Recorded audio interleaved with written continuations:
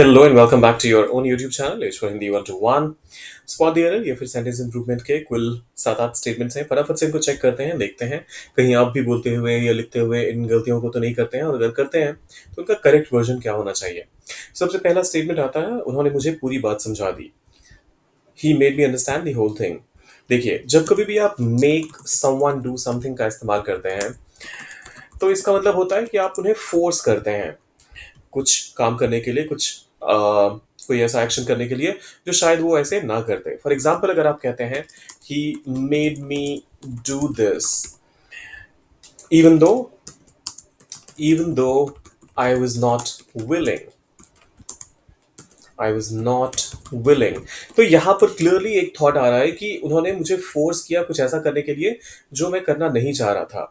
या फिर अगर आप कहते हैं ही मेड मी लाफ, तो आप क्लियरली ये कहना चाहते हैं कि उनके जो जोक्स थे, उनका जो बात करने का तरीका था या जो भी रीज़न था, उसकी वज़ह से मुझे हँसी आई, मु मेरा हँसने का वैसे मन नहीं था। तो इन केसेस में ये सही है, लेकिन जब आप समझाने की बात करते हैं, तो वहाँ पर मेक समवन अंडरस्टैंड ये बड़ा ही अटपटा फ्रेज़िंग है। इसके बदले आप कहिए he explained the whole thing to me. अब इसमें एक और गड़बड़ करते हैं लोग, he explain me the whole thing कर देते हैं, वो भी गलत है। एक्सप्लेन के बाद पहले जो एक्सप्लेन किया जाए, आप पहले उसे इंट्रोड्यूस करते हैं, जैसे यहाँ पर दी होल थिंग को आपने कहा, और फिर उसके बाद जिसको समझाया जाए आप उसका नाम या फिर अगर कोई प्रोनाउन है तो उसका फिर ऑब्जेक्टिव फॉर्म इस्तेमाल करते हैं। So he explained the whole thing to me. मुझे नहीं लगता कि वह आएगा। I don't think so he will come. देखिए, ये स्टेटमेंट भी बहुत कॉमनली लोग इस्तेमाल करते हैं। थिंक सो जब कभी भी आप इस्तेमाल करते हैं तो इसके साथ कभी भी पूरा कंप्लीट क्लॉज नहीं आता है। आई डोंट थिंक सो अगर सिर्फ इतना ही कह देते, मान लीजिए आप एक कॉन्वर्सेशन हो रहा है, उसमें कोई पूछता आपसे विल ही कम, और आप कहते हैं आई डोंट थिंक सो, तो वो ठीक था। लेकिन जब आप ये कहते हैं कि मुझे नहीं लगता कि वो आएगा, तो वहां पर आई डोंट थिंक he'll come, बस इतना ही काफी है। आई डोंट थिंक he'll come। फिर आता है आई मैं हमेशा तुम्हारी बातें सुनता हूँ, I always listen your talks. देखिए, बातें सुनने के लिए आप लिसन योर टॉक्स का इस्तेमाल तो बिल्कुल नहीं करते, और लिसन के बाद वैसे भी आप टू का इस्तेमाल हमेशा करते हैं। सो आई ऑलवेज लिसन टू, और फिर सीधा सीधा यू कहिए, कहानी खत्म है। मैं तुम्हारी बातें सुनता हूँ, I always listen to you. मैं हमेशा तुम्हारी बातें सुनता हूँ, I always listen to you. मैं वह अपनी तारीफ खुद करता है, he does his own praise. Incorrect है बाबा। देखिए, यहाँ पर आपको ये ध्यान रखना पड़ेगा कि जब कभी भी तारीफ करने की बात आती है, तो डज प्रेज कोई मतलब ऐसा इस तरीके की फ्रेजिंग का इस्तेमाल नहीं करता। ये बिल्कुल ऑकवर्ड है। आप कुछ यूं कह सकते हैं कि ही प्रेजेस हिमसेल्फ, ही प्रेजेस हिमसेल्फ।